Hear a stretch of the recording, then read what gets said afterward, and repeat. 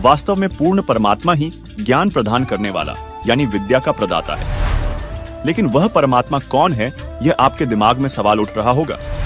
तो इसका जवाब भी हमारे पवित्र सदग्रंथों में ही है।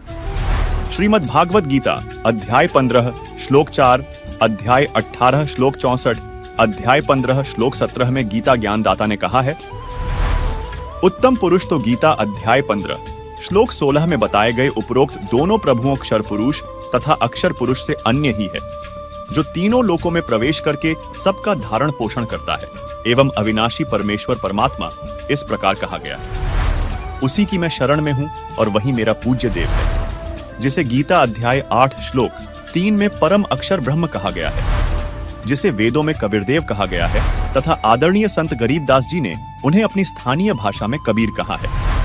दर्शकों, पवित्र यजुर्वेद अध्याय 29 मंत्र 25 में कहा गया है कि आज अर्थात वर्तमान में शरीर रूप महल में दुराचार पूर्वक झूठी पूजा में लीन मननशील व्यक्तियों को लगाई हुई आग अर्थात शास्त्र विधि रहित वर्तमान पूजा जो हानिकारक होती है, अग्नि जलाकर भस्म कर देती है।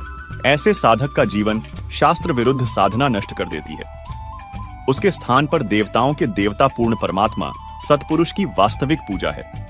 दयालु जीव का वास्तविक साथी पूर्ण परमात्मा के स्वस्थ ज्ञान अर्थात यथार्थ भक्ति को संदेशवाहक रूप में लेकर आने वाला तथा बोध कराने वाला आप कबीर देव अर्थात कबीर परमेश्वर है। भावार्थ है कि जिस समय भक्त समाज को शास्त्र विधि त्याग कर मनमाना आचरण कराया जा रहा होता है, उस समय कबीर देव अर्थात कबीर परमेश्वर तत्वज्ञान को प्रकट करते हैं तथा ऋग्वेद मंडल 9 सूक्त 82 मंत्र 1 व 2 में भी स्पष्ट किया है कि वह कबीर देव अर्थात कबीर परमेश्वर ऊपर के लोक में राजा के समान बैठा है। वहां से बिजली की गति से चलकर आता है और दृढ़ भक्तों को तत्वज्ञान का उपदेश करता है। ऋग्वेद मंडल 9 सूक्त 96 मंत्र 17 जिसमें लिखा है, शिशुम जज्ञानम हरयतम मृजंति शुंभंति वहिन मरुतः गणेन कविर गीर भी काव्येना कविर संत सोमह पवित्राम अत्यति रेभन। अनुवाद, पूर्ण परमात्मा मनुष्य के विलक्षण बच्चे के रूप में जानबूझकर प्रकट होता है तथा अपने तत्वज्ञान को उस समय निर्मलता के साथ उच्चारण करता है। प्रभु प्राप्ति की लगी विरह अग्नि वाले भक्त समूह के लिए कविताओं द्वारा कवित्व से अत्यधिक निर्मलता के साथ कबीर वाणी अर्थात कबीर वाणी द्वारा ऊंचे स्वर से संबोधन करके बोलता हुआ वर्णन करता वह अमर पुरुष अर्थात सतपुरुष ही संत अर्थात ऋषि रूप में स्वयं कबीर देव ही होता है। परंतु उस परमात्मा को न पहचान कर कवि कहने लग जाते हैं, परंतु वह पूर्ण परमात्मा ही होता है। उसका वास्तविक नाम कबीर देव है। यही प्रमाण ऋग्वेद मंडल 9 सूक्त 94 मंत्र 1 में है, जिसका भावार्थ है कि जो सर्वशक्तिमान परमेश्वर है वह कवियन व्रजम न अर्थात कवियों की तरह आचरण करता हुआ पृथ्वी पर विचरण करता है। उसी परमेश्वर के विषय में ऋग्वेद मंडल 9 सूक्त 94 मंत्र 3 में कहा गया है कि जो परमात्मा कवियों की भूमिका करके सत्य भक्ति भाव को परिपूर्ण रूप से प्रदान करता है वह कबीर देव अर्थात कबीर परमेश्वर है। उसके समान कोई भी शूरवीर नहीं है। सर्व ब्रह्मांडों के प्रभुओं में उसकी शक्ति अर्थात समर्थता का यश है। वही आगे ऋग्वेद मंडल 9 सूक्त 96 मंत्र 18 में कहा है, ऋषिमणा या ऋषिकृत स्वर्षाः सहस्त्राणि था पदवीः कविनाम तृतीयम धाम महिषा शिषा संत सोमः विराजमानु राजतिष्ठो। अनुवाद, वेद बोलने वाला ब्रह्म कह रहा है कि जो पूर्ण परमात्मा विलक्षण बच्चे के रूप में आकर प्रसिद्ध कवियों की उपाधि प्राप्त करके अर्थात एक संत या ऋषि की भूमिका करता है, उस संत रूप में प्रकट हुए प्रभु द्वारा रची हजारों वाणी संत स्वभाव वाले व्यक्तियों अर्थात भक्तों के लिए स्वर्ग तुल्य आनंददायक होती है। वह अमर पुरुष अर्थात सतपुरुष तीसरे मुक्तिलोक अर्थात सतलोक की सुदृढ़ पृथ्वी को स्थापित करने के पश्चात मानव सदृश संत रूप में गुबंद अर्थात गुंबज में उच्च टिल्ले जैसे सिंहासन पर उज्जवल स्थूल आकार में अर्थात मानव सदृश तेजोमय शरीर में विराजमान है, यानी वहां राजा के समान बैठा है। इसी का समर्थन ऋग्वेद मंडल 9 सूक्त 86 मंत्र 27 भी करता है, जिसमें स्पष्ट लिखा है परमात्मा द्युलोक के तीसरे पृष्ठ पर विराजमान है। वहीं ऋग्वेद मंडल 9 सूक्त 54 मंत्र 3 में भी स्पष्ट है कि वह अमर परमेश्वर सूर्य के समान सर्व को पवित्र करता हुआ सर्व ब्रह्मांडों के ऊर्ध्व अर्थात ऊपर बैठा है तथा ऋग्वेद मंडल 9 सूक्त 82 मंत्र 1 में स्पष्ट है कि परमात्मा राजा के समान दर्शनीय है। दर्शकों, हम सभी अब तक काल के एक ब्रह्मांड में बने 3 लोक स्वर्गलोक, पृथ्वी लोक और पाताल लोक से परिचित हैं, जबकि ऋग्वेद मंडल 9 सूक्त 96 मंत्र 18 में तीसरे धाम सतलोक को कहाँ है। जैसे एक ब्रह्म का लोक जो 21 ब्रह्मांड का क्षेत्र है, दूसरा पर ब्रह्म का लोक जो 7 संख ब्रह्मांड का क्षेत्र है, तीसरा परम अक्षर ब्रह्म अर्थात पूर्ण ब्रह्म का सतलोक है जो असंख्य ब्रह्मांडों का क्षेत्र है। क्योंकि पूर्ण परमात्मा ने सतलोक में सतपुरुष रूप में विराजमान होकर नीचे के लोकों की रचना की है, इसलिए ऋग्वेद मंडल नंबर 9 सूक्त 96 मंत्र 18 में नीचे के ब्रह्म और परब्रह्म के लोकों की गणना करते हुए तीसरा धाम सतलोक को कहा है। दर्शकों, वेदों के उपरोक्त मंत्रों से स्पष्ट होता है कबीरदेव पूर्ण परमात्मा है, जिसे हम अपनी बोलचाल की भाषा में कबीर साहिब कहते हैं।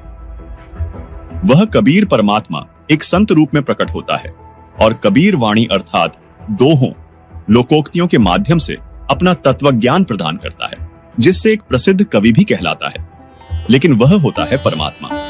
दर्शकों, इसी का प्रमाण देते हुए आदरणीय संत गरीबदास जी महाराज कहते हैं कि जाके अर्ध रूम पर सकल पसारा, ऐसा पूर्ण ब्रह्म हमारा। गरीब अनंत कोटि ब्रह्मांड का एक रति नहीं भार, सतगुरु पुरुष कबीर हैं कुल के सृजनहार। गरीब परमेश्वर एक कबीर है, दूजा नहीं आधार। दास गरीब सकल सृष्टि का यों ही सृजनहार। इसी का प्रमाण आदरणीय दादू जी देते हैं कि जिन मोको निज नाम दिया सोई सतगुरु हमार, दादू दूसरा कोई नहीं कबीर सृजनहार। इसी से संबंधित नानक जी की वाणी श्री गुरु ग्रंथ साहिब के पृष्ठ 731 पर अंकित है। अंधुला नीच जात परदेसी, खिन आवे तिल जावे, ताकि संगत नानक रहिंदा, क्यों कर मूड़ा पावे। इसके साथ एक अन्य उल्लेख गुरु ग्रंथ साहिब में रागसिरी महल्ला पहला पृष्ठ 24 शब्द 29 पर मिलता है, जिसमें नानक जी ने कबीर परमात्मा का जिक्र करते हुए कहा है। एक स्वान दो स्वानी नाल, पलके पहुंके सदा बयाल, पूर्ण शुरा मुठा मुर्दार, तान रूप रहा करतार। मैं पत की बंद ना करनी की कार, हाँ बिगड़े रूप रहा विकराल।